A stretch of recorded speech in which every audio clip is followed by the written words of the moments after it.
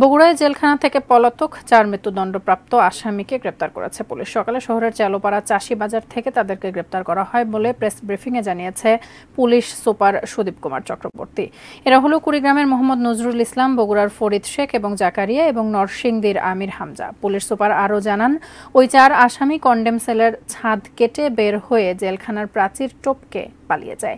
পরে তারা চাষী বাজারে অবস্থান নিলে স্থানীয়রা অচেনা লোক দেখে পুলিশে খবর দেয়। এরপর পুলিশ গিয়ে তাদেরকে গ্রেপ্তার করে।